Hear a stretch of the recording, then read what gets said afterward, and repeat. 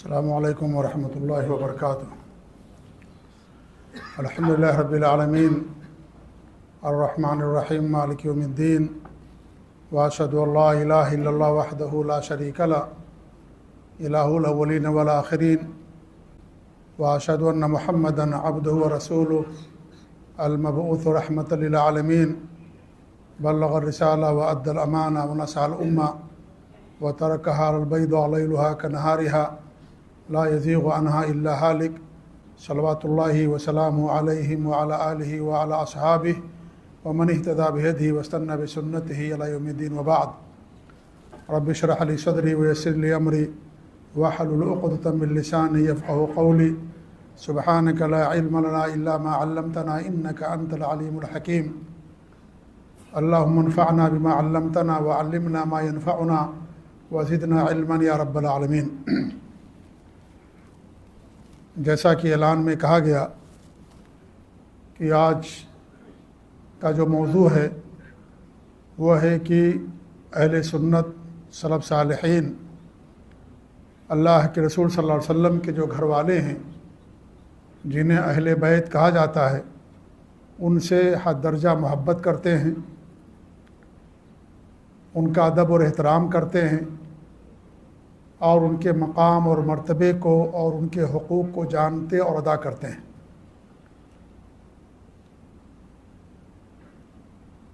جو اہل بیت ہیں عام صحابہ کے مقابلے میں اہل سنت ان کے لیے دو حقوق مانتے ہیں۔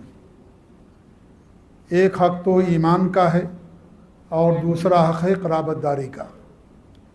جو عام صحابہ ہیں ان کے لیے صرف ایمان کا حق ہے، قرابت داری کا نہیں ہے۔ اس لیے جو اہل بیت ہیں اللہ کے رسول صلی اللہ علیہ وسلم کے گھر والے ان کا دوہرا حق ہے، ایک تو ایمان کا، اور جب ایمان کی بات ہوتی ہے تو وہ لوگ جو آپ کے قرابت داروں میں سے خاندانوں میں سے ایمان نہیں لائے وہ نکل جاتے ہیں۔ جیسے ابو لہب آپ کا چچا تھا لیکن ایمان نہیں لایا وہ، اس لیے وہ اہل بیت کے اندر شمار نہیں ہوگا، اگرچہ وہ آپ کا قرابت دار تھا، آپ کا چچا تھا۔ تو جو لوگ ایمان نہیں لائے وہ اہل بیت سے ایمان کی شرط ہونے کی وجہ سے خارج ہو جاتے ہیں۔ تو جو سلف صالحین ہیں اہل سنت ہیں وہ اہل بیت سے حد درجہ محبت کرتے ہیں اور ان کے لیے دو حق مانتے ہیں۔ ایک حق ایمان کا کہ اللہ اور اس کے رسول پر ایمان لائے، دین کی مدد کی، اللہ نے ان کے ذریعے سے دین کی نشر و اشاعت کی، اور دوسرا جو حق ہے قرابت داری کا، رشتہ داری کا۔ جبکہ جو دیگر صحابہ ہیں جو ہمارے نبی صلی اللہ علیہ وسلم کے رشتہ دار نہیں تھے، قرابت داری کا حق ان کو حاصل نہیں ہے۔ ان کو جو حق حاصل ہے وہ صرف اور صرف ایمان کا کہ اللہ کے رسول پر ایمان لائے، ہمارے نبی کی مدد کی اور اس طریقے دین کے رسول اشاعت میں ہر ممکن انہوں نے کوشش اور محنت کی، یہ حق ان کو حاصل ہے۔ تو اہل سنت تو اہل بیت سے زیادہ محبت کرتے ہیں، عام صحابہ کے مقابلے میں ان کا زیادہ حق مانتے ہیں۔ لیکن جو شیعہ ہیں روافض اور خوارج وہ کہتے ہیں کہ نہیں، ہم لوگ یعنی اہل سنت وہ اہل بیت سے محبت نہیں کرتے، کیونکہ ان کے یہاں محبت کا جو معیار ہے وہ الگ ہے کتاب و سنت سے ہٹ کر کے۔ روافض کے یہاں، شیعوں کے یہاں علی سے محبت کی بنیاد یہ ہے کہ ابو بکر و عمر سے، عثمان سے، عائشہ اور حفصہ سے نفرت کیا جائے۔ جب آپ ان سے نفرت کریں گے تب علی سے محبت کر سکتے ہیں۔ اگر آپ ان سے محبت کرتے ہیں، ابو بکر سے، عمر اور عثمان رضی اللہ تعالیٰ عنہ، اور اس طریقے سے حضرت عائشہ، حضرت حفصہ رضی اللہ تعالیٰ عنہ، اگر آپ ان سے محبت کرتے ہیں تو گویا کہ آپ علی سے محبت نہیں کر سکتے۔ ان کے ہاں بنیاد یہ ہے کہ ان سے نفرت کی جائے، ان سے کراہیت کی جائے۔ ظاہر بات یہ ہمیں منظور نہیں ہے کہ ابو بکر و عمر اور عثمان سے ہم نفرت کریں۔ ہمارا ایمان تو یہ ہے کہ ہم سب سے محبت کرتے ہیں، تمام صحابہ سے، تمام اہل بیت سے سب سے محبت کرتے ہیں۔ اسی طریقے سے ان کا ایک دوسری بنیاد یہ ہے کہ آپ یہ ایمان رکھیں کہ علی رضی اللہ تعالیٰ عنہ ابو بکر و عمر اور عثمان سے عداوت رکھتے تھے، یا ابو بکر اور عمر اور عثمان نے سازش کی اور علی سے وہ نفرت کرتے تھے، علی سے عداوت رکھتے تھے۔ اس پر بھی آپ کا ایمان ہونا چاہیے یہ ان کی یہاں دو بنیادیں ہیں، ایک تو ابو بکر و عمر عثمان سے نفرت کرنا، تبھی علی سے محبت ہو پائے گی، نمبر دو یہ ایمان آپ رکھیں کہ ابو بکر و عمر یہ سب کے سب علی سے نفرت کرتے تھے، علی سے عداوت رکھتے تھے، اور علی رضی اللہ تعالیٰ عنہ بھی ان سے عداوت اور دشمنی رکھتے تھے۔ ہم یہ کہتے ہیں کہ تمہاری ساری باتیں غلط ہیں، یہ سب آپس میں ایک دوسرے سے نفرت اور عداوت نہیں رکھتے تھے۔ علی رضی اللہ تعالیٰ عنہ تو جمعہ کی خطبے میں ابو بکر و عمر اور عثمان کی فضیلتوں کو بیان کرتے تھے۔ علی رضی اللہ تعالیٰ عنہ جمعہ کے خطبے میں جب وعظ و نصیحت کرتے تھے تو ابو بکر عمر اور عثمان کے فضیلتوں کو بیان کرتے تھے، ان کے مناقب کو بیان کرتے تھے۔ حضرت علی رضی اللہ عنہ نے اپنی بیٹی ام کلثوم کی شادی کر دی تھی حضرت عمر رضی اللہ تعالیٰ عنہ سے، وہ انہی کے نام پر اپنے بیٹوں کا نام رکھتے تھے، تو آپ یہ کیسے کہتے ہیں کہ ان سے نفرت کرتے تھے؟ صحیح بخاری کی حدیث ہے کہ علی رضی اللہ عنہ کے صاحبزادے محمد بن حنفیہ رحمۃ اللہ علیہ وہ علی رضی اللہ عنہ کے پاس آئے اور پوچھے کہ اس امت میں سب سے بہتر اور افضل کون ہے؟ کہا ابو بکر ہیں، کہا اس کے بعد کہا عمر ہیں، پھر اس کے بعد انہوں نے کہا کہ اگر میں یہ پوچھتا کس کے بعد کون ہیں تو میں نے سمجھا کہ عثمان رضی اللہ عنہ کا نام لیں گے، اس لیے میں نے کہا کہ آپ ہیں، تو انہوں نے کہا کہ نہیں، میں تو عام مسلمانوں میں سے ایک مسلمان۔ آپ دیکھیے علی رضی اللہ تعالیٰ عنہ کس طریقے سے ابو بکر و عمر کو سب سے افضل اور بہتر مانتے اس امت کے اندر۔ کتنی ساری حدیث صحیح بخاری اور صحیح مسلم کے اندر علی رضی اللہ تعالیٰ عنہ سے۔ حضرت عمر رضی اللہ عنہ کی وفات ہوئی، ان کو شہید کیا گیا، تو وہاں تشریف لے گئے علی رضی اللہ تعالیٰ عنہ، صحیح بخاری کی حدیث ہے، اور عبداللہ بن عباس رضی اللہ تعالیٰ عنہ بھی وہاں پر موجود تھے، تو پیچھے سے عبداللہ بن عباس کے ہاتھ پر کندھا رکھا، ان کے کندھے پر ہاتھ رکھا، تو عبداللہ بن عباس نے پیچھے مڑ کر کے دیکھا تو دیکھا کہ علی رضی اللہ تعالیٰ عنہ ہیں، تو انہوں نے کہا کہ مجھے یہ یقین تھا کہ اللہ رب العالمین حضرت عمر رضی اللہ تعالیٰ عنہ کو انہی کے ساتھ جمع کرے گا جن کے ساتھ وہ دنیا میں ہمیشہ ساتھ میں رہے، کیونکہ میں ہمیشہ اللہ کے رسول سے سنتا تھا کہ میں نکلا، ابو بکر نکلے، عمر نکلے، میں فلاں جگہ گیا، میرے ساتھ ابو بکر تھے، عمر تھے، میں کسی اور جگہ گیا، یعنی ہر جگہ آپ حدیثیں پڑھیں گے تو اللہ کے رسول کے ساتھ ابو بکر و عمر نظر آئیں گے۔ تو علی رضی اللہ عنہ نے فرمایا کہ مجھے اس بات پر یقین تھا کہ زندگی بھر یہ دونوں ساتھ میں رہے تو وفات کے بعد بھی ان دونوں کی قبر بھی ایک ہی ساتھ ہوگی، اسی لیے عمر رضی اللہ عنہ بھی ابو بکر اور ہمارے نبی صلی اللہ علیہ وسلم کے پہلو میں وہ بھی مدفون ہیں، عائشہ رضی اللہ تعالیٰ عنہا کے حجرے میں ان کو بھی دفن کیا گیا۔ تو کتنی ساری فضیلتیں بیان کرتے تھے۔ علی رضی اللہ عنہ فرمایا کہ اللہ کے رسول نے ارشاد فرمایا کہ اس امت میں جو ادھیڑ عمر کے لوگ ہیں ان کے سردار کون ہیں؟ ابو بکر و عمر ہیں، اللہ کے رسول صلی اللہ علیہ وسلم کی حدیث۔ اور ابو بکر و عمر نے علی رضی اللہ عنہ کے فضائل کو بیان کیا، ان کے مناقب کو بیان کیا، سب ایک دوسرے کے فضائل اور مناقب کو جانتے اور سمجھتے تھے اور ان کو ایک دوسرے سے بیان کیا کرتے، ان کی آپس میں کوئی نفرت تھی نہیں۔ یہ نفرت تو نفرتی لوگوں نے بعد میں پیدا کر دیا، ورنہ ان لوگوں کی آپس میں ایک دوسرے سے محبت تھی، ایک دوسرے کا عقیدت تھی، ادب اور احترام تھا، ایک دوسرے کی مدد تھی، آپس میں شادی بیاہ کرتے تھے، ایک دوسرے کی مدد کرتے تھے، ساری چیزیں ان کے یہاں موجود تھیں الحمدللہ، سب کے سب آپس میں اس طریقے سے محبت کرتے تھے۔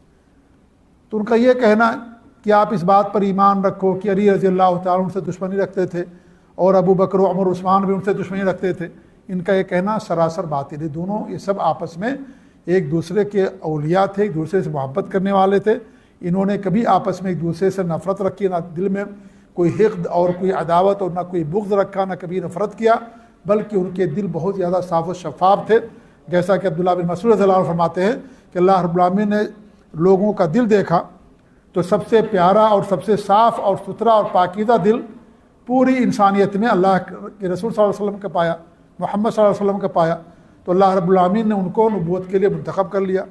اس کے بعد پوری انسانیت میں لوگوں میں انبیاء کے بعد یعنی سب سے پاکیزہ دل صحابہ کا پایا، تو اللہ رب العالمین نے انہیں اپنے نبی کی صحبت کے لیے منتخب کر لیا۔ تو سب صحابہ ہیں، بڑا اونچا مقام رکھتے ہیں، سب آپس میں ایک دوسرے سے محبت کرتے تھے۔ آج دیکھیے ہم اہل ایمان مسلمان الحمدللہ ایک دوسرے سے محبت ہمارے دلوں کے اندر پائی جاتی ہے، اگرچہ ہمارا ایمان ان کے جیسا نہیں ہے، بڑی کوتاہیاں ہیں، بڑی خامیاں ہیں، ان سب چیزوں کے باوجود بھی عام طور پر آپ دیکھیں گے ایک مسلمان دوسرے مسلمان سے محبت رکھتا ہے۔ تو ہمارا حال یہ ہے آج کے دور میں بھی. اور صحابہ کے بارے میں یہ ہم سمجھے کہ سب آپس میں ایک دوسرے سے عداوت رکھتے تھے, نفرت رکھتے تھے, ایک دوسرے کو گالیاں دیتے تھے, ایک دوسرے کے خلاف سازشیں کرتے تھے. نعوذ باللہ من ذالک. گویا کہ آپ اپنے ایمان کو ان کے ایمان زیادہ بہتر سمجھتے ہیں. اللہ فرماتا ہے انما المؤمنون اخوہ, مومن آپس بھائی بھائی ہیں. اور تم کہتے ہو کہ نہیں, آپس میں نفرت کرتے تھے, آپس میں عداوت و دشمنی رکھتے تھے یہ لوگ, اور یہ ایمان رکھو گے تب ہم مانیں گے تم علی کو مانتے ہو. تو یہ چیز ہمیں منظور نہیں ہے, ممکن نہیں ہے, ایسا نہیں ہو سکتا ہے. ہم سب سے محبت رکھتے ہیں, صحابہ سے, تمام صحابہ سے, اور آل بیت سے اور زیادہ محبت رکھتے ہیں, ان کا اور بڑا حق مانتے ہیں, کیونکہ وہ ایمان کے ساتھ ساتھ قرابت داری کا بھی ان کا حق ہے جو اہل بیت کو حاصل ہے. لیکن شیعہ ہمیشہ جو روافض ہے, خوارج, وہ ہمیں نواسب کہتے ہیں لوگ اہل بیت کو نہیں مانتے. لیکن ظاہر بات ہے ہم اہل بیت کو اس طریقے سے نہیں مانتے جیسے وہ مانتے ہیں. ان کے ہاں معیار وہی ہے کہ ابو بکر و عمر سے نفرت کیجئے, عائشہ حفصہ سے نفرت کیجئے, انہیں گالیاں دیجئے, تبرہ کیجئے, تب آپ کی علی سے محبت ہوگی.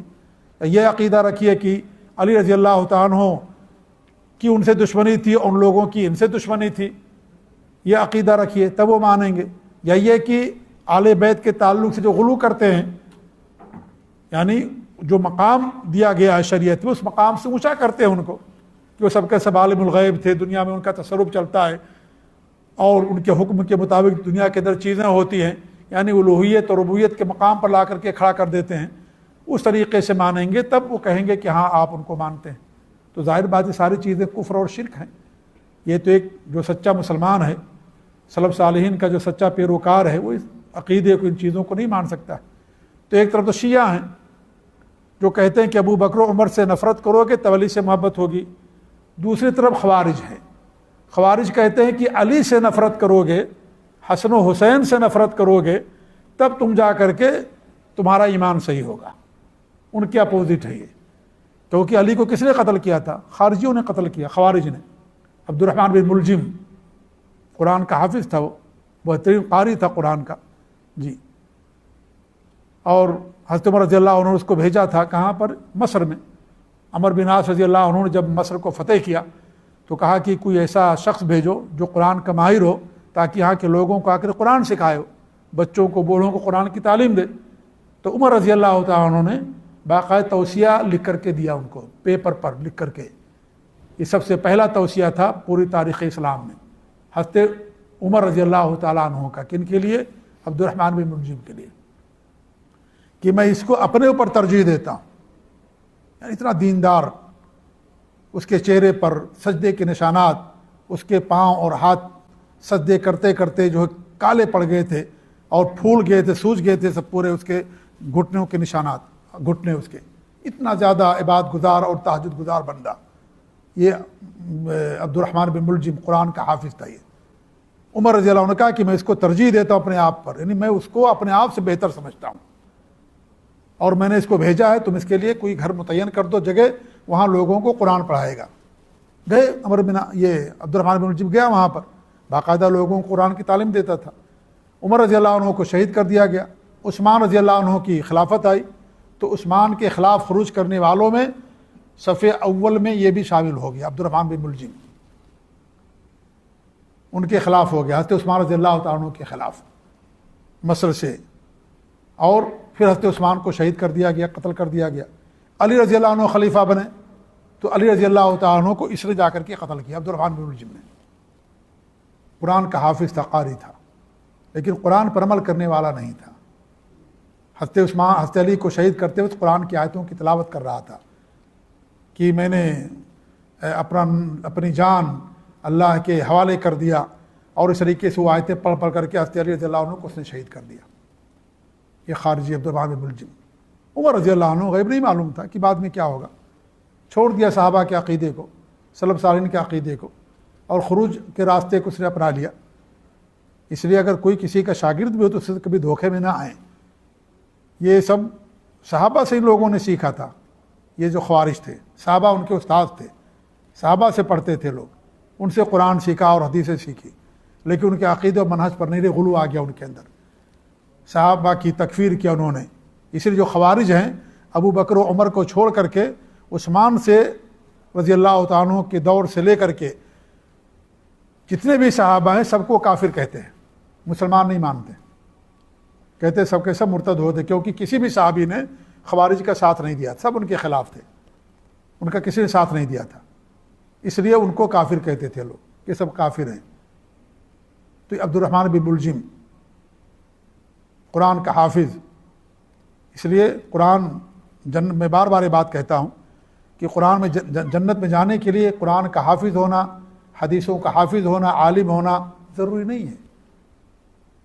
یہ بھی ہو سکتا ہے قرآن کا حافظ ہو اور سیاستہ اس کو یاد ہو، صحیح بخاری صحیح مسلم ساری حدیثیں اس کو یاد ہوں، لیکن جہنم کے ادھر بن جائے، جہنم کے ادھر چلا جائے۔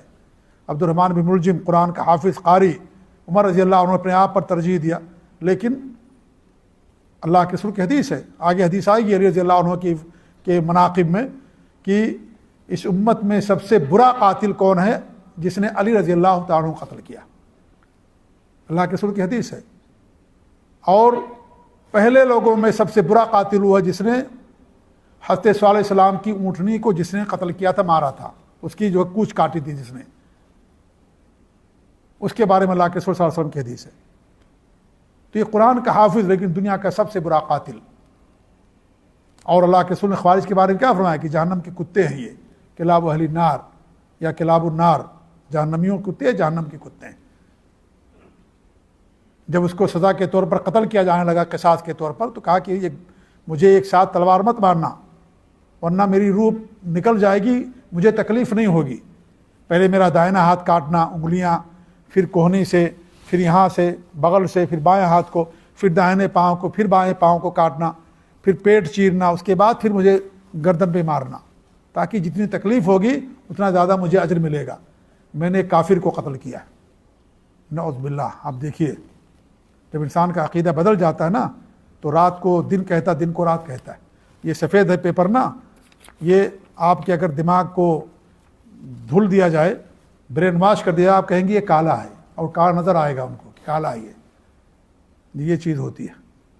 کفر کو ایمان کہتے ہیں، ایمان کو کفر، شرک کو توحید، توحید کو شرک، سنت کو بدعت، بدعت کو سنت۔ اسی لیے تو ہوتا ہے نا کہ انسان کا جیسا عقیدہ ہوتا ہے اس کے مطابق وہ سب سوچتا ہے، اسی کے مطابق دیکھتا ہے۔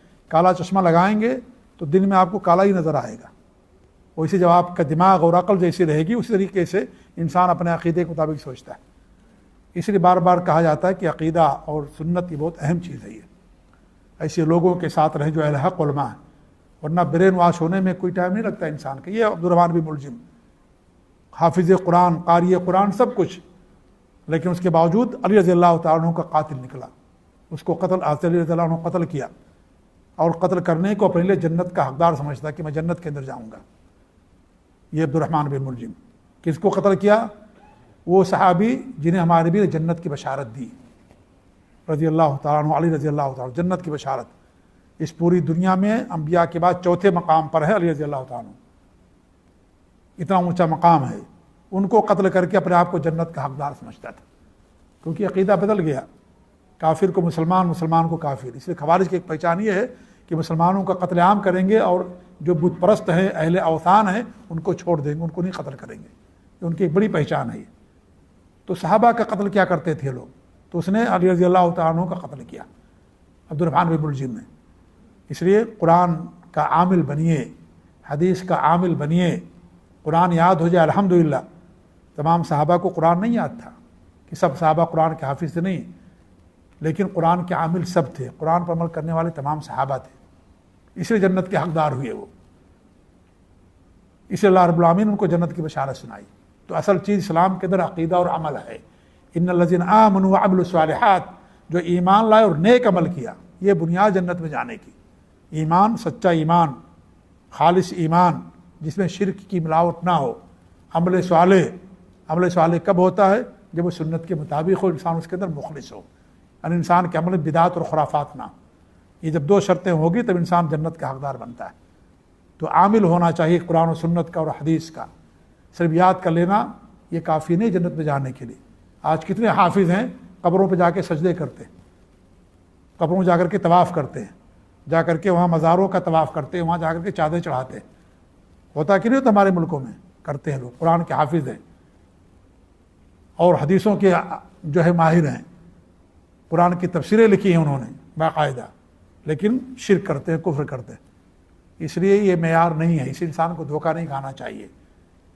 علم نہیں ہے، عمل ہونا چاہیے، کوئی مسئلہ نہیں ہے کتاب و سنت کے مطابق۔ تو یہ عبد الرحمن بن ملجم یہ خارجی، علی رضی اللہ تعالیٰ عنہ کا قاتل۔ تو خوارج کے ہاں کیا پہچان ہے؟ خوارج اہل بیت سے دشمنی رکھتے ہیں، فاطمہ کو چھوڑ کر کے، کیونکہ فاطمہ رضی اللہ عنہ کی وفات ہو گئی تھی نبی صلی اللہ علیہ وسلم کی وفات کے 6 مہینے بعد۔ اسے دیکھیے ہمارے یہاں کسی پر الزام نہیں ہوتا ہے۔ خوارج کتنے برے ہیں، لیکن ہم نے ان کے بارے میں کیا کہا کہ فاطمہ کے بارے میں وہ برا عقیدہ نہیں رکھتے، کیونکہ فاطمہ رضی اللہ عنہ کی وفات کب ہوئی تھی؟ نبی صلی اللہ علیہ وسلم کی وفات کے 6 مہینے بعد۔ تو حضرت عمر رضی اللہ عنہ کے دور خلافت تک جن صحابہ کی وفات ہو گئی تھی ان تمام صحابہ کو مومن مانتے، حضرت عثمان کے بعد تمام صحابہ کو کافر مانتے۔ انہی میں سے علی رضی اللہ عنہ، حسن و حسین ہیں، عباس ہیں، عبداللہ بن عباس، جو بھی آل بیت ہیں، کیونکہ کسی ان کا ساتھ نہیں دیا۔ تو ان کے ہاں آل بیت سے دشمنی اور عداوت ہے خوارج کے ہاں، اور شیعہ کے ہاں آل بیت سے بظاہر محبت ہے، حالانکہ ان سے محبت حقیقت میں نہیں کرتے ہیں، لوگ ان کے بارے میں غلو کرتے ہیں، اور ان سے محبت کے معیار وہی ہے کہ تمام صحابہ سے نفرت کرنا، تمام صحابہ سے عداوت رکھنا، تبھی آل بیت سے محبت ہو پائے گی۔ یہ عجیب فلسفہ ان کا کہ ابو بکر عمر سے نفرت کرو تب علی سے محبت ہوگی، یعنی علی سے محبت کرنے کے لیے ابو بکر سے نفرت کرنی پڑے گی؟ ایسا ایمان ہمیں نہیں منظور ہے۔ ہم تو سب سے محبت کرتے ہیں، تمام صحابہ سے ہمارا ایمان پر جو ایمان رکھتے ہیں، سب کے بارے ہمارا یہ ایمان ہے، اور یہ حسن ظن ہے کہ سب کے سب جنت کے اندر رہیں گے، کیونکہ اللہ رب العالمین سب کے لیے جنت کا وعدہ فرمایا ہے، تمام صحابہ کے لیے۔ وَكُلًّا وَعَدَ اللَّهُ الْحُسْنَىٰ، ہر صحابی کے لیے جنت کا وعدہ اللہ رب العالمین نے فرمایا، اور اللہ وعدہ پورا کرنے والا ہے، وعدے میں سچا اللہ رب العالمین، اللہ سے بڑھ کر کے کوئی سچا نہیں ہے۔ تو ہم تمام صحابہ کے لیے، البتہ اہل بیت کے لیے زیادہ ہم ان سے عقیدت اور محبت رکھتے ہیں۔ قرابت داری کی بنیاد ان کا دوہرا حق ہے۔ اس سے پہلے میں نے ایک مثال دے کے سمجھایا تھا، جسے پڑوسی ہوتے نا، 3 طرح کے پڑوسی ہوتے ہیں۔ ایک پڑوسی وہ ہے جو مسلمان ہے، آپ کا رشتہ دار بھی ہے، اب اس کا کتنا حق ہو گیا؟ ایک تو اسلام کا بھی حق ہو گیا، آپ کا رشتہ دار اس کا بھی حق ہے، پڑوسی کا بھی حق اس کا ہو گیا۔ دوسرا وہ ہے جو مسلمان تو ہے، آپ کا پڑوسی ہے، لیکن رشتہ دار نہیں ہے، اس کا دو حق ہے، ایک پڑوس کا اور ایک مسلمان ہونے کا۔ تیسرا وہ ہے جو نہ مسلمان ہے نہ رشتہ دار ہے، لیکن آپ کا پڑوسی غیر مسلم ہے، تو اس کے لیے پڑوس کا حق حاصل ہے۔ تو یہ جو صحابہ جو آل بیت ہے ان کے لیے ڈبل حق ہے، ان کا دوہرا۔ ایک تو قرابت داری کا نبی سے، نبی کے قرابت دار تھے، نبی کے رشتہ دار تھے، اور دنیا میں اس سے اونچا نسب اور اس سے اونچا شرف والا کوئی خاندان نہیں پیدا ہوا۔ اللہ کے رسول صلی اللہ علیہ وسلم سے بڑھ کر کے کوئی شرف اور کوئی اونچا خاندان نہیں پیدا، سب سے اونچا اگر کوئی دنیا کے اندر خاندان وہ نبی صلی اللہ علیہ وسلم کا، تو اس خاندان سے ان کا تعلق تھا۔ لیکن ایمان کی بنیاد پر جو ایمان نہیں لائے ان کے لیے کوئی محبت نہیں ہے، جیسے ابو لہب وغیرہ یا اور جو لوگ تو ایمان لے کر کے نہیں آئے۔ تو یہ اہل جو سنت ہے، سلف صالحین کے عقیدے پر رہنے والے لوگ ہیں، وہ کیا کرتے ہیں؟ تمام اہل بیت سے اور تمام صحابہ سے، بلکہ اہل بیت سے زیادہ محبت رکھتے ہیں۔ اب اہل بیت ہیں کون، یہ بھی جاننا ہمارے لیے ضروری ہے۔ کچھ علماء یہ کہتے ہیں کہ اہل بیت صرف آپ کی بیویاں ہیں، اور وہ جو سورہ احزاب کی آیت ہے، کئی آیتیں ہیں سورہ احزاب کی جن میں اللہ رب العالمین نے نبی کی بیویوں کو مخاطب کیا ہے، اور ان کو مخاطب کرنے کے بعد ان کو کہا اہل البیت، کہ تم اہل بیت ہو۔ تو اس آیت سے استدلال کرتے ہیں کہ نبی کی بیویاں ہی اہل بیت ہیں اور کوئی دوسرا اس میں شامل نہیں ہے۔ ہم یہ کہتے ہیں کہ ہاں نبی کی بیویاں بھی اہل بیت ہیں، لیکن دوسرے بھی ہیں۔ اس آیت کی روشنی میں نبی کی بیویاں اہل بیت ہیں، لیکن صرف بیویاں ہی اہل بیت نہیں ہیں، بلکہ ان کے ساتھ ساتھ دیگر لوگ بھی اہل بیت ہیں۔ تو ایک قول تو یہ ہے کہ جو نبی کی بیویاں ہیں صرف وہی اہل بیت ہیں۔ دوسرا قول یہ ہے جو روافض کا ہے، شیعہ کہتے ہیں کہ اہل بیت کون ہیں؟ وہ آپ کی بیویاں اس میں نہیں ہے، صرف حضرت خدیجہ ہیں، حضرت خدیجہ کو اہل بیت پہ مانتے ہیں، باقی حضرت عائشہ، حضرت حفصہ اور جتنی بھی آپ کی بیویاں تھیں ان میں سے کسی کو اہل بیت بھی نہیں مانتے۔ اور کہتے ہیں اہل بیت کون ہیں؟ حضرت خدیجہ ہو گئی، علی، فاطمہ، حسن اور حسین، اور پھر آل جعفر، آل عقیل، آل عباس، یہ سب کے سب لوگ کیا ہیں؟ یہ اہل بیت میں، اور اللہ کے رسول کی بیویوں کو اہل بیت سے خارج کرتے ہیں۔ ہم یہ کہتے ہیں کہ اللہ کے رسول کی بیویاں بھی اہل بیت میں سے ہیں، ان کو خارج کر دینا یہ غلط ہے، کیونکہ قرآن کی بھی آیتیں اس پر دلالت کرتی ہیں، اور ساتھ ہی ساتھ نبی صلی اللہ علیہ وسلم کی بہت ساری حدیثیں ہیں جن میں آپ کی بیویوں کو بھی اہل بیت میں شمار کیا گیا ہے۔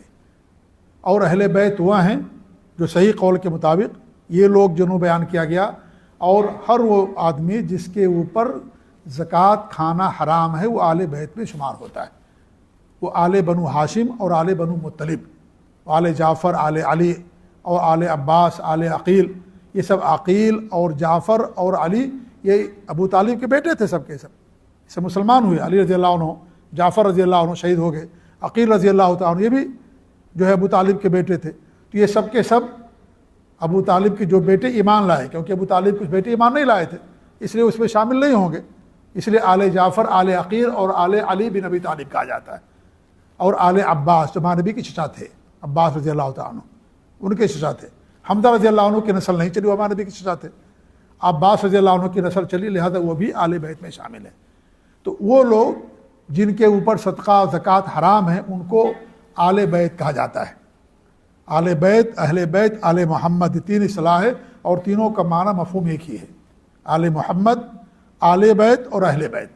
تو ایک قول، تیسرا قول یہ ہے کہ اس میں آل بیت میں کون ہے؟ اہل بیت میں یعنی آپ کی بیویاں بھی شامل ہیں، ایسے ہی، اور یہ قرآن کی روشنی میں، قرآن کی روح سے، ایسے ہی آل علی، آل جعفر، آل عقیل، آل عباس، بنو ہاشم، بنو مطلب، یہ سب کے سب اس میں شامل ہیں۔ ابھی آگے دلیل میں دوں گا انشاءاللہ اس کی، اور یہی راجح قول ہے۔ چوتھا قول اس کے اندر یہ ہے کہ جو بھی ہمارے نبی پر ایمان لائے، خاص طور سے جو متقی پرہیزگار اللہ کے خاص نیک بندے ہیں، وہ سب کے سب آل بیت میں شامل ہیں، کیونکہ نبوت کے گھرانے پر وہ ایمان لائے، نبوت کے گھرانے میں داخل ہوئے وہ ایمان لا کر کے، لہذا وہ سب کے سب اس کے اندر شامل ہیں۔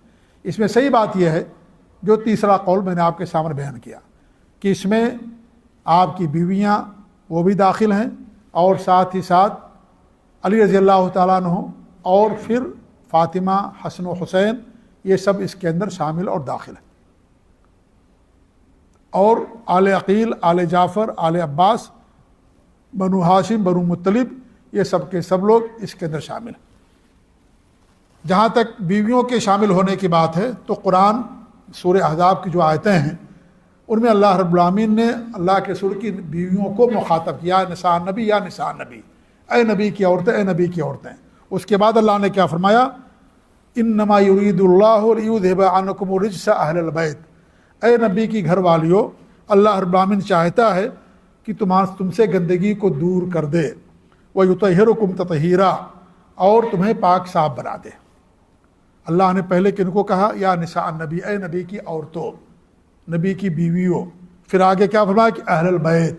تو اس سے معلوم ہوا کہ نبی کی بیویاں قرآن کی روح سے اہل بیت میں شامل ہیں، کیونکہ یہ پورا سیاق و سباق اسی سے متعلق ہے، جیسا کہ علماء نے بیان کیا، اور اس کے تعلق سے تمام علماء نے بات بیان کی ہے، حتیٰ کہ جو اکرمہ تھے ابو جہل کے بیٹے رضی اللہ تعالیٰ عنہ، وہ کہتے تھے کہ اگر کوئی چاہے تو میں اس کے لیے مباہلہ کرنے کے لیے تیار ہوں کہ یہ جو آیت ہے انما یرید اللہ لیذھب عنکم الرجس اہل البیت، یہ جو ہے اللہ کے رسول کی عورتوں کے بارے میں نازل ہوئی ہے۔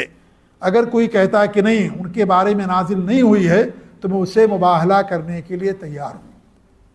یہ ابن ابی حاتم یہ کون کہتے تھے؟ اکرمہ رضی اللہ تعالیٰ عنہ۔ کہنے کا مقصد یہ ہے کہ اکرمہ رضی اللہ عنہ کے زمانے تک، صحابہ کے زمانے میں، اس آیت کی تفسیر میں کسی کا کوئی اختلاف نہیں تھا کہ نبی کی عورتیں اہل بیت میں شامل ہیں۔ یہ جب روافظ پیدا ہوئے تو انہوں نے اختلاف شروع کیا، پہلے اختلاف نہیں تھا، اس لیے حضرت اکرمہ فرماتے ہیں کہ میں ان سے ایسے لوگوں سے مباہلہ کے لیے تیار ہوں۔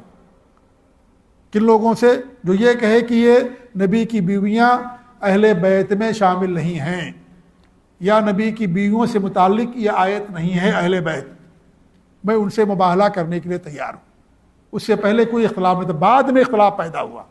یہ بہت سارے مسائل ہوتے ہیں نا، جیسے اللہ تعالیٰ عرش پر کوئی اختلاف نہیں تھا کب یہ پیدا ہوا؟ یہ جب صوفیہ پیدا ہوئے تب اختلاف ہوا، کہنے لگے کہ اللہ تعالیٰ ہر جگہ ہے. اور آج بہت سارے مسلمانوں کا عقیدہ یہی ہوگا کہ اللہ تعالیٰ ہر جگہ، نعوذ باللہ. اللہ کہاں؟ عرش کے اوپر. اللہ ہر جگہ نہیں ہے. یہ کفر کا عقیدہ رکھنا. ایسے اللہ رب العالمین کی جو صفات ہے کوئی اختلاف نہیں تھا صحابہ کا کہ اللہ کے لیے انگلیاں، اللہ کے لیے ہاتھ ہے، اللہ کے لیے چہرہ ہے. یہ سارے کوئی اختلاف نہیں تھا صحابہ کا، تابعین، تبع تابعین کا. بعد میں جب معتزلہ پیدا ہوئی، جہمیہ پیدا ہوئے، انہوں نے اس کا اختلاف کیا اور ان تین چیزوں کا انہوں نے انکار کیا کہ اللہ کے لیے چہرہ نہیں ہے، اللہ کے لیے ہاتھ نہیں ہے. ہم کہتے ہیں اللہ کے لیے چہرہ ہے، اللہ کے لیے ہاتھ ہے، کیونکہ قرآن اور حدیثوں میں ساری باتیں بیان کی گئی، ساری صفات بیان کی گئی. اللہ کے شان ہے. ہم اسے بندوں یا مخلوقات کی صفات سے تشبیہ نہیں دیتے، ٹھیک ہے، لیکن ان تمام صفات کو اللہ کے لیے مانتے ہیں کیونکہ قرآن اور حدیثوں میں اللہ نے، اس کے نبی نے بیان فرمایا. تو ایسے ہی اس میں کوئی اختلاف نہیں تھا. بعد میں اختلاف پیدا ہوا جب روافض پیدا ہوئے، تب اختلاف انہوں نے کرنا شروع کر دیا کہ اہل بیت میں نبی کی بیویاں نہیں ہیں. کیونکہ نبی کی بیویوں میں کون تھی؟ ایک تو عائشہ اور حفصہ تھی. عائشہ ابوبکر کی بیٹی، حفصہ کن کی بیٹی تھی؟ حضرت عمر رضی اللہ عنہ. اور یہ دونوں ان کے لیے دشمن ہیں، اپنے جو ان کو دشمن سمجھتے ہیں روافض، ابوبکر عمر کو. تو ان کی بیٹیوں کو کیسے مانیں گے؟ نبی کی جو ہے اہل بیت میں کیسے مانیں گے؟ باپ کو تو کافر کہہ رہے ہو، جہنمی کہتے ہو، ملعون کرتے ہو، لعنتی کہتے ہو. سن میں قریش کہتے تھے کہ قریش کے دو بت ابوبکر عمر کو، یہ روافض کہتے ہیں. خمینی نے اپنی کتابوں کے اندر لکھا ہے. یہ سارے جو روافض اور شیعہ ہیں ایرانی، سب کا عقیدہ یہی ہے. اثنا عشری یا شام کا جو بشار اسد تھا، نصیری، اور یہ جو آغا خانی، اور اس طریقے سے بہرا، اور یہ جو اسماعیلیہ، اور یہ اثنا عشری جو 12 اماموں کو ماننے والے، سب کا عقیدہ یہی ہے. ابو بکر و عمر کو قریش کے دو بت، نعوذ باللہ، طاغوت کہتے تھا. طاغوت ہے یہ. اتنا برا عقیدہ رکھتے ہیں. آج پوری دنیا ایران کی گن گاتی ہے. جی ہاں، کہتے وہی ہے مسلمان، وہی مرد مجاہد ہے، اور کوئی مرد مجاہد نعوذ باللہ من ذالک. یہ کفر اور شرک کے مرد ہو سکتے ہیں، سب توحید اور سنت کے نہیں ہو سکتے. لوگ جو صحابہ سے نفرت کرے، صحابہ کو کافر کہے، مومن نہ مانے، وہ جو صحابہ سے جس کا کوئی تعلق نہ، ہم سے کیا تعلق ہو سکتا ہے کہ نہیں ہے؟ جی. تو یہ ان لوگوں کا عقیدہ، یہ بعد میں عقیدہ لوگوں کا ہوا اس آیت کے تعلق سے، ورنہ پہلے کسی کا عقیدہ نہیں تھا. سب کہتے ہیں کہ نبی کی بیویاں ازواج کے اندر، نبی جو ہے اہل بیت کے اندر شامل. تو حضرت اکرمہ کہتے تھے کہ میں سے مبالغہ کرنے کے لیے تیار ہوں. اس طریقے سے آپ دیکھیے امام سمعانی، امام قرطبی، امام ابن تیمیہ، امام ابن کثیر، اور ابن عاشور، اور اس طریقے سے علامہ شنقیطی، کتنے بڑے بڑے علماء ہیں. سب نے بات بیان کی ہے کہ قرآن کی جو سورہ احزاب کی آیتیں ہیں، اہل بیت جو اللہ نے بیان فرمایا ہے، اس میں نبی کی بیویاں شامل ہیں سب سے پہلے، کیونکہ اللہ رب العالمین نے پہلے انہی کو بیان کیا، اور سیاق و سباق اسی بات پر دعوت کرتا ہے. ایسے آپ دیکھیے دوسری دلیل یہ ہے کہ عربی میں بیوی کو اہل کہا جاتا ہے. حضرت موسیٰ علیہ السلام جب گئے مدائن اور وہاں سے واپس ہوئے، اور تو جو سورہ طٰہٰ میں اللہ نے بیان کیا ہے کہ اذ رأى نارا فقال لأهلهم كثوا، انہوں نے آگ دیکھا تو اپنے اہل سے کہا کہ رک جاؤ، ٹھہرو یہیں، میں جا کے دیکھ کر کے آتا، مجھے آگ نظر آئے. سردی کا زمانہ تھا، کچھ ہمیں مل جائے گرمی وغیرہ، اور اس طریقے سردی ختم ہو جائے. تو انہوں نے کیا کہا؟ ان کے ساتھ کون تھا؟ حضرت موسیٰ علیہ السلام کے ساتھ ان کی ایک ہی بیوی ساتھ میں تھی. کئی بیویاں نہیں تھیں، ایک ہی شادی ان کی اس وقت ہوئی تھی. فقال لأہلہ، اپنے اہل سے کہا، اپنی بیوی سے، امکثوا. یہ امکثوا کون صیغہ عبدالرحمٰن عبداللہ؟ کون سا صیغہ ہے؟ امکثوا کیا مفرد ہے یا جمع ہے؟ نہیں، جمع ہے. یہ امکثوا، امکث مفرد ہوگا، امکثوا جمع مذکر، ٹھیک ہے. تو اہل جو لفظ ہے اس کے لیے جمع کا صیغہ استعمال کیا جاتا ہے. اس لیے حالانکہ اکیلے تھی ہستے ان کی بیوی، کن کی؟ حضرت موسیٰ علیہ السلام کی. یہ نہیں کہا کہ امکثی یا امکث رک جاؤ تم، کہا امکثوا رک جاؤ تم، حالانکہ اکیلے ہی تھی. تو اہل کا جو لفظ ہے، یہ میں ایک عربی قاعدہ بتا رہا ہوں، اس کے لیے جمع مذکر کا صیغہ استعمال کیا جاتا ہے. تو انہوں نے کہا لأہلی، اپنے اہل سے کہا. تو اہل سے یہاں کون مراد ہیں؟ ان کی بیوی مراد ہے، حضرت موسیٰ علیہ السلام کی. ایسے آپ دیکھیے سورہ ہجر کے اندر اللہ رب العالمین بیان کیا، جب لوط علیہ السلام کے پاس فرشتے گئے تو اللہ نے کیا بیان کیا؟ قالوا انا ارسلنا الی قوم مجرمین. حضرت ابراہیم علیہ السلام کے پاس گئے تو کھانا پیش کیا، انہوں نے، وہ دعوت فرشتے تھے، کھانا نہیں کھاتے، تو موسیٰ علیہ السلام پوچھا ابراہیم علیہ السلام نے، تو ان لوگوں نے کیا کہا، انا ارسلنا الی قوم مجرمین، ہم مجرم قوم کی طرف بھیجے گئے ہیں. اور اسی کون مراد تھے؟ لوط علیہ السلام کی قوم. الا آل لوط، ہاں جو آل لوط ہیں، انا لمنجوہم اجمعین، ہم پورے آل لوط کو نجات دے دیں گے. آل لوط، میں نے بتایا کہ آل اور اہل سب ایک معنی میں ہیں، تو یہاں اللہ رب العالمین نے آل کہا، اس سے پہلے اہل کہا، تو آل اور اہل سب ایک ہی معنی میں ہیں. ٹھیک ہے. الا امرأتہ، ہاں جو لوط علیہ السلام کی بیوی ہے ہم ان کو نہیں بچائیں گے. اب اہل میں سے کس کو نکالا انہوں نے؟ اللہ رب العالمین نے ان کی بیوی کو، حضرت لوط علیہ السلام کی، حالانکہ اہل میں شامل تھی وہ. کیا انہوں نے کہا کہ الا آل لوط، آل لوط کو ہم نجات دے دیں گے، ان کو نہیں بچائیں، یعنی ان کو عذاب نہیں پہنچے گا. ہاں جو ان کی بیوی ہے، کیونکہ ان کی بیوی مسلمان نہیں ہوئی تھی لوط علیہ السلام کی، اس کو ضرور عذاب پہنچے گا، تو اسے بھی عذاب پہنچا. تو آل لوط میں اہل میں سے کس کو نکالا انہوں نے؟ بیوی کو.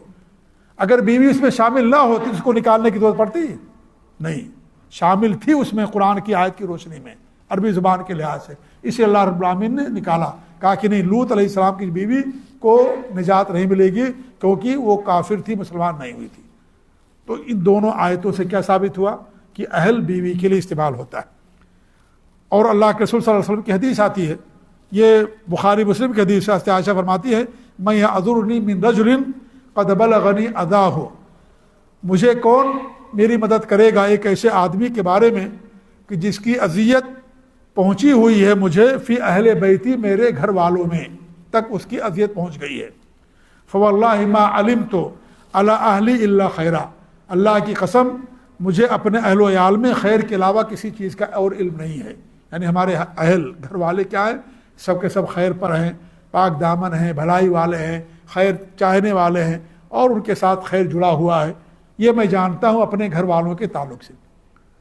یہ اللہ کے رسول صلی اللہ علیہ وسلم نے کیا فرمایا؟ یہ کس کے تعلق سے فرمایا نبی نے؟ جی نہیں، قد بلغ من یعذرنی من رجل، اس آدمی کے تعلق سے یا اس کے خلاف میرا کون ساتھ دے گا کہ جس کی اذیت میرے گھر تک پہنچ چکی ہے، گھر والوں تک پہنچ چکی ہے. یعنی کون میرا ساتھ دے گا اس آدمی کے بارے میں جس آدمی کی اذیت میرے گھر والوں تک پہنچ چکی ہے، یعنی مجھے بھی ستا رہا، میرے گھر والوں کو بھی ستا رہا. وہ کون مراد ہے اسے؟ ہاں، عبداللہ بن ابی بن سلول جی، منافقوں کا جو سردار تھا.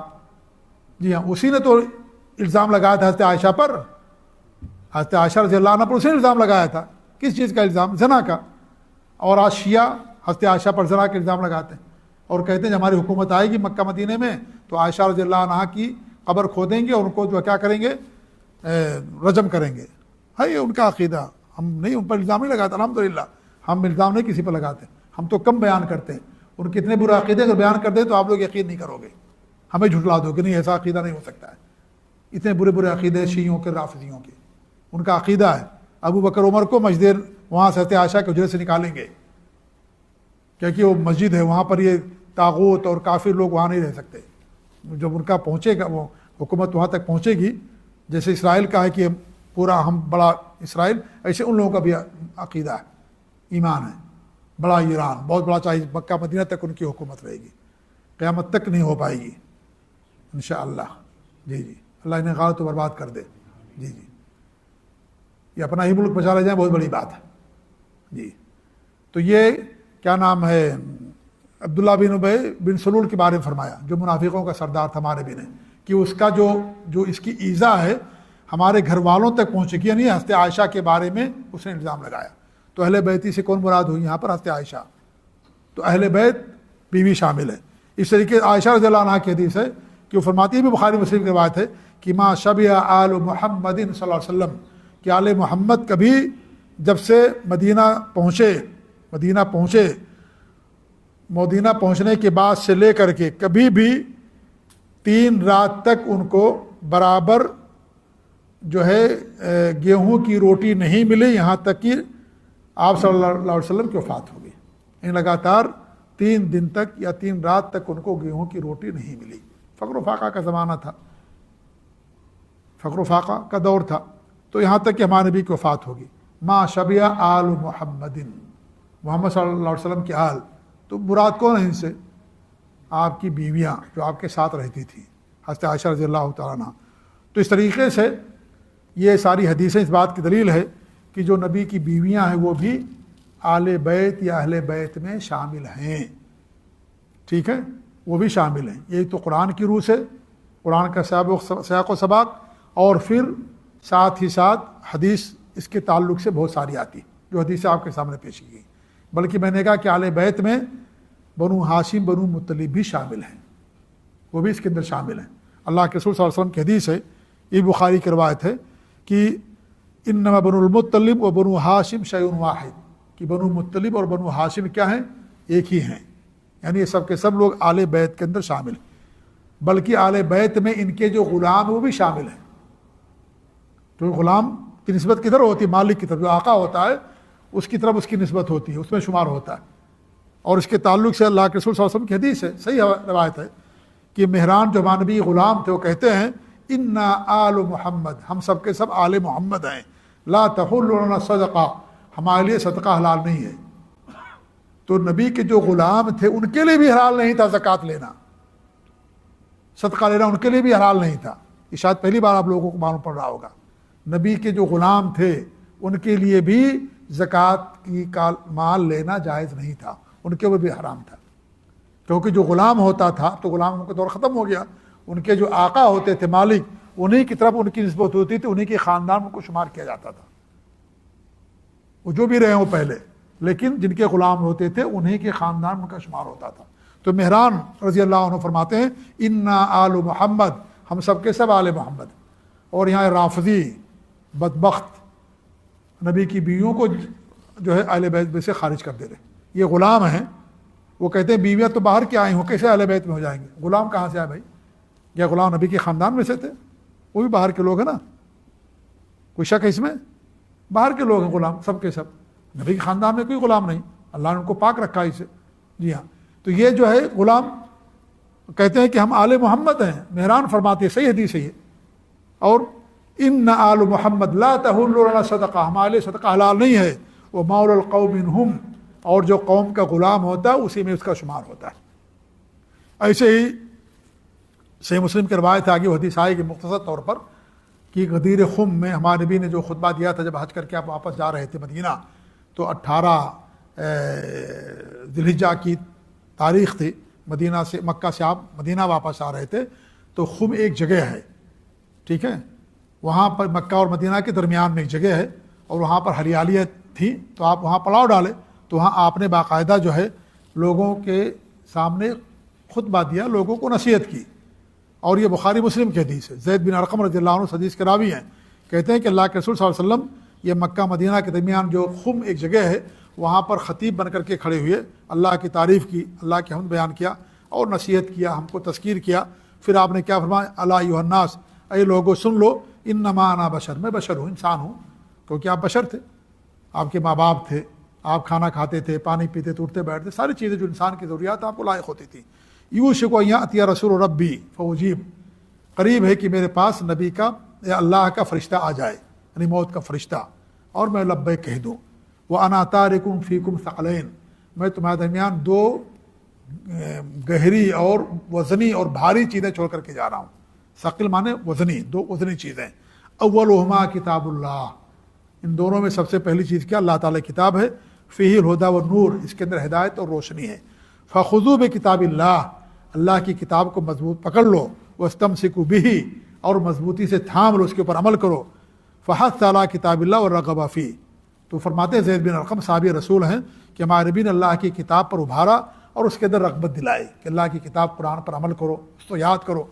ثم قال واہل بیتی، پھر آپ نے کہا کہ میرے گھر والے، اذکرکم اللہ فی اہل بیتی، 3 مرتبہ ہمارے نبی نے فرمایا میں اپنے اہل بیت کے تعلق سے تمہیں ڈراتا ہوں اللہ تعالیٰ سے، کہ ہمارے جو اہل بیت ہیں، ہمارے جو خاندان کے لوگ ہیں اہل ایمان، ان کا خیال رکھنا، ان کا حق ہے۔ اس لیے ہم نے کیا کہا شروع میں کہ جو نبی کے قرابت دار ان کا 2 حق ہے، ایک تو ایمان لانے کا مومن ہیں وہ، نمبر 2 آپ کے قرابت دار ہیں، رشتہ دار ہیں۔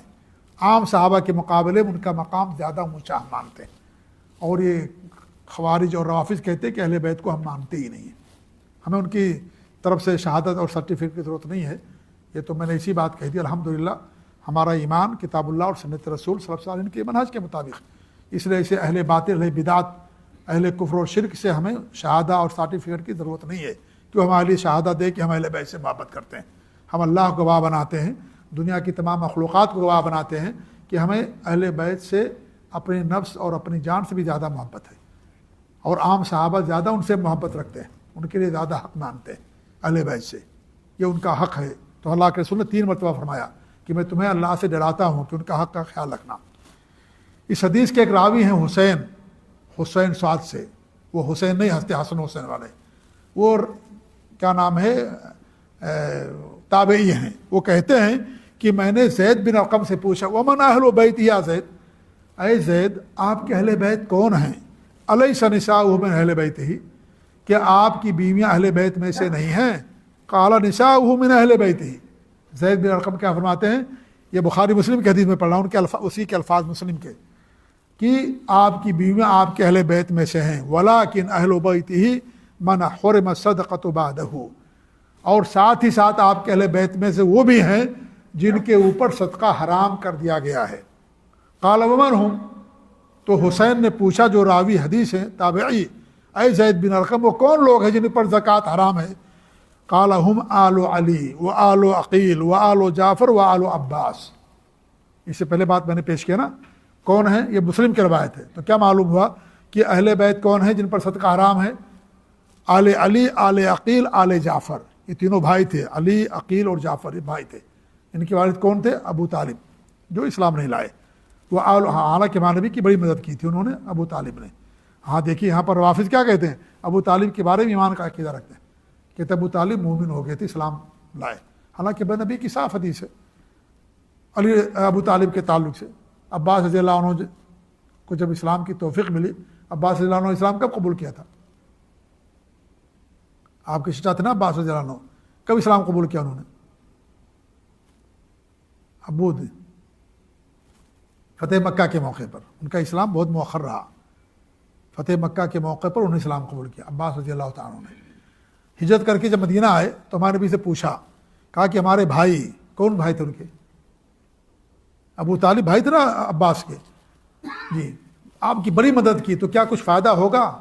کہا کہ ہاں فائدہ ہوگا، اگر میں نہیں ہوتا جہنم کے سب سے نچلے طبقے میں رہتے، لیکن میری وجہ سے اللہ تعالیٰ ان کو جہنم میں عذاب دے گا، آگ کا کھڑاؤں پہنائے گا جس سے ان کا دماغ جلے گا، تو سب سے ہلکا عذاب انہیں کو ہوگا پورے جہنم میں۔ کن کو؟ ابو طالب کو، لیکن رہیں گے جہنم میں۔ یہ بخاری مسلم کی حدیث ہے ساری کی ساری، جس میں ان کے لیے جہنم کے بارے میں یہ لوگ نہیں مانتے، کتنی ابو طالب مومن، ابو بکر و عمر کو کافر کہتے ہیں، کتنے مسلمان ہی نہیں ہوئے، کافر ہو گئے تھے، اور ابو طالب جو مسلمان نہیں ہوئے ان کو مسلمان مانتے ہیں۔ دیکھیں یہ جو ہے، جب انسان کا عقیدہ بدل جاتا نا تو ایسے ہی ٹانگ پٹانگ اور بے سروبہ کی باتیں کرتا، دن کو رات، رات کو دن، مرد کو عورت کہے گا، عورت کو مرد کہے گا، جنت کو جہنم، جہنم کو جنت، دجال آئے گا نا، جنت کو جہنم، جہنم کو جنت نہیں کہے گا وہ، جی جو جنت ہوگی وہ جہنم ہوگی، جہنم ہوگی جنت ہوگی۔ تو یہی ان لوگوں کا معاملہ ہے، الٹا معاملہ پورا کا پورا، اور ان کا پورا دین ہی الٹا ہے۔ ہمارے دین سے ان کا کوئی تعلق نہیں ہے، پورا دین ان کا قرآن الگ ہے، ان کی حدیثیں الگ ہیں۔ یہ بخاری مسلم کو نہیں مانتے، روافض شیعہ ایرانی نہیں مانتے، بخاری مسلم ابو داؤد ترمذی نسائی ابن ماجہ نہیں مانتے وہ لوگ، کہتے ہیں ہماری کتابیں نہیں ہیں، تو یہ تمہاری یہ نواسب، ہم کو نواسب کہتے ہیں، نواسب یعنی جو عداوت رکھے اہل بیت سے۔ ارے بھائی اہل بیت سے دعوت تم رکھتے ہو، نبی کتنی بیویاں تھیں؟ 11، صرف ایک بیوی کو مانتے ہیں اہل بیت میں، حضرت خدیجہ، باقی 10 بیویوں کو نہیں مانتے، تو تمہاری عداوت ہوئی اہل بیت سے، ہماری عداوت ہم تو سب کو مانتے ہیں۔ نبی کتنے صحابہ تھے؟ تمام صحابہ کو کافر کہتے ہیں سوائے 9-10 صحابہ کو چھوڑ کر کے، باقی سب کو کافر کہتے ہیں، ابو بکر، عمر، عثمان سب کو۔ تو کون زیادہ نواسب صحابہ سے عداوت رکھنے والا کون زیادہ ہو؟ تم زیادہ ہوئی نا، ہم تو تمام صحابہ کو مانتے ہیں الحمدللہ، تمام نبی کی بیویوں کو مانتے ہیں، سب کو نبی کی بیویوں کو جنت میں نبی کی بیویاں مانتے ہیں ان کو ہم، جی ہاں، فاطمہ رضی اللہ تعالیٰ کو جنت میں خواتین کا سردار مانتے ہیں۔ ایسا نہیں کہ ہمارا تمہاری دشمنی ہے تو ہم فاطمہ کے فضائل کا انکار کر دیں، حسن حسین کے فضائل کا انکار کر دیں، نہیں، یا علی کے فضائل کا انکار کر دیں، نہیں، الحمدللہ ہمارے یہاں عدل و انصاف ہے، عدل و انصاف کی بنیاد پر جس کا جو حق وہی دیتے اس کو حق. تو تم نواسب ہو, تم دشمنی کرتے ہو صحابہ سے اور آل بیت سے. 11 بیویوں میں سے 10 بیویوں کو تم نے خارج کر دیا, قرآن کے بھی خلاف کیا, نبی کی حدیثوں کے بھی خلاف کیا. ہم تو سب کو مانتے ہیں اہل بیت میں, حضرت خدیجہ کو بھی سب کو مانتے ہیں اہل بیت میں سے, تو ہمیں کہتے ہیں نواسب ہیں یہ لوگ. اہل بیت میں صحابہ کو, یہ کیا نام ہے, آل بیت کو لوگ نہیں مانتے ہیں, ان سے دشمنی رکھتے ہیں, نعوذ باللہ. اور ان کی دشمنی کیوں رکھتے ہیں؟ کیونکہ ابو بکر عمر کو ہم کافر نہیں کہتے, اس لیے کہتے ہیں کہ علی کو نہیں مانتے وہ لوگ. ابو بکر عمر کو کافر کہو, کہیں گے علی کو مانتے. میں اس سے پہلے بھی مثال دے چکا ہوں کہ جیسے نصارہ ہے نا یا یہودی ہیں, ہمارا تمام نبیوں پر ایمان ہے نا, بہت صاحب سب پر ایمان ہے نا, حضرت موسیٰ حضرت عیسیٰ سب پر ایمان ہے نا, لیکن وہ مانتے ہیں کہ ہم موسیٰ پر ایمان رکھتے ہیں؟ نہیں مانتے. کیوں نہیں مانتے؟ کیونکہ موسیٰ علیہ السلام پر جیسا ان کا ایمان, ہمارا ان کے ایمان جیسے نہیں ہے. یا حضرت عیسیٰ علیہ السلام پر جو ہمارا ایمان ہے ان کے ایمان جیسا نہیں ہے کہ ان کے نصارہ کے. نصارہ کیسے ایمان رکھتے ہیں حضرت عیسیٰ علیہ السلام پر؟ اللہ کا بیٹا مانتے ہیں, نعوذ باللہ من ذلک. ہم انہیں کیا مانتے ہیں؟ ہم بشر مانتے ہیں اور نبی مانتے ہیں, رسول مانتے ہیں. اللہ نے بے باپ کو ان کو پیدا کیا, پاک صاف دامن والے. اب حضرت مریم بھی اور حضرت عیسیٰ علیہ السلام بھی, اللہ نے ان کو زندہ آسمان اٹھا لیا, ابھی ان کی موت نہیں ہوئی. یہ ساری باتیں ہم مانتے ہیں. لیکن کیا وہ مانتے ہیں کہ ہم لوگ عیسیٰ علیہ السلام کو مانتے ہیں؟ نہیں. کیوں؟ اس لیے کہ ہمارا ایمان ان کے ایمان جیسا نہیں ہے. ایسے ہی جو روافض ہیں اور جو خوارج ہیں, صحابہ کے بارے میں ہمارا ایمان ان کے جیسا نہیں ہے. اس لیے کہتے ہیں یہ لوگ صحابہ کو نہیں مانتے, یہ لوگ آل بیت کو نہیں مانتے, کیونکہ آل بیت جیسا ان کا ایمان ہے, ہمارا ایمان ان کے جیسا نہیں ہے. ہمارا ایمان خالص ہے, کتاب و سنت کے موافق ہے, اور ان کا ایمان ان کے مزاج کے مطابق ہے. جس کو چاہا اہل بیت میں شامل کیا, جس کو چاہا خارج کر دیا, اور جو چاہا وہ عقیدہ رکھ لیا اہل بیت کے تعلق سے کہ ایسی ولی ہی خلیفہ ہونے والے تھے, انہوں نے ظلم کیا, ان سے خلافت چھین لی, نعوذ باللہ. یہ ساری باتیں.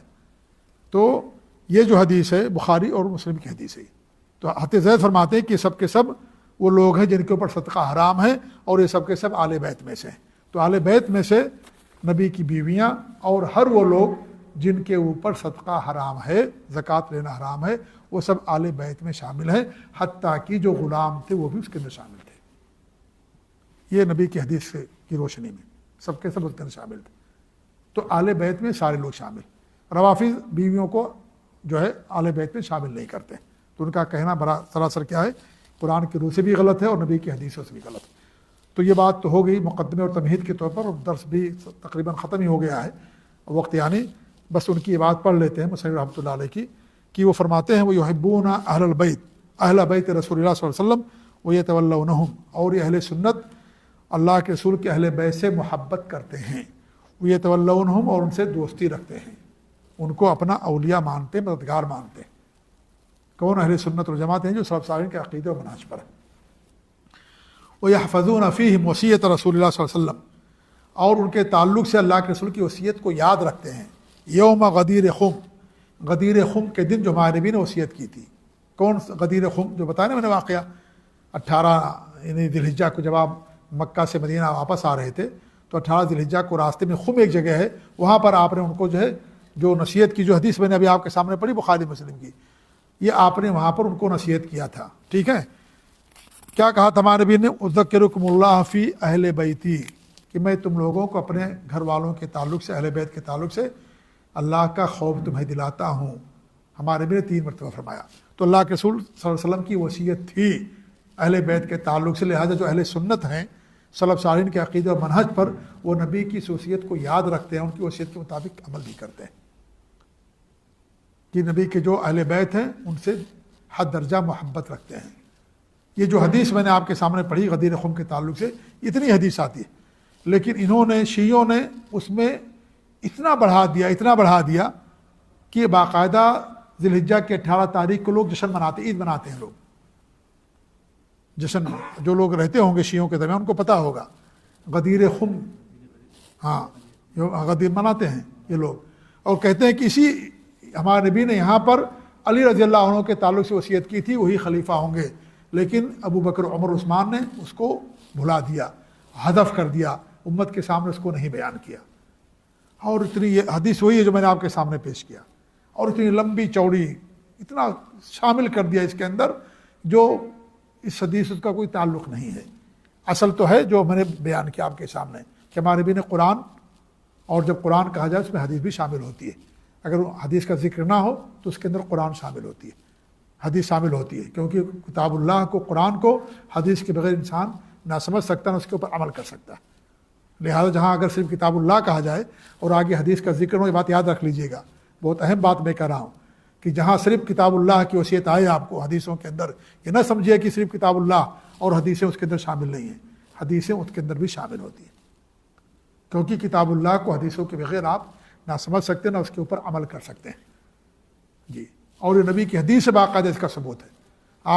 آپ کے پاس ایک واقعہ آیا تو آپ نے کہا میں کتاب اللہ کے مطابق فیصلہ کروں گا، لیکن اس فیصلے کا ذکر کتاب اللہ کے اندر نہیں، حدیثوں کے اندر ہے۔ اسی سے علماء نے استدلال کیا ہے کہ اگر کتاب اللہ مطلق کہا جائے اور آگے حدیث کا ذکر نہ ہو، ٹھیک ہے، تو اس کا مطلب یہ کہ حدیث بھی کتاب اللہ کے اندر شامل ہوتی ہے، کیونکہ حدیثیں بھی اللہ کی طرف سے ہیں، وہ بھی وہی ہے، اس اللہ کے نبی اللہ نے آپ کو بھیجا، لہذا دونوں وہی ہیں۔ تو یہاں اللہ کے رسول نے جو کتاب اللہ کہا، اس کا مطلب نہیں کہ اپنی حدیثوں کی طرف آپ نے لوگوں کو نہیں بلایا، حدیثیں بھی اس کے اندر آ گئیں ضمناً۔ اور دوسرے کیا کہا؟ اہل بیت۔ یہی باتیں ہمارے نبی نے غدیر خم کے موقع پر کہی تھیں، لیکن یہ شیعوں اور رافضیوں نے اس حدیث کو بہت لمبی بنا دیا، ایک ہاتھ کی ککڑی اور 9 ہاتھ اس کے اندر بیج، کہ اس سے بھی زیادہ بڑا کر دیا ان لوگوں نے، جیسا کہ محاورہ ہے۔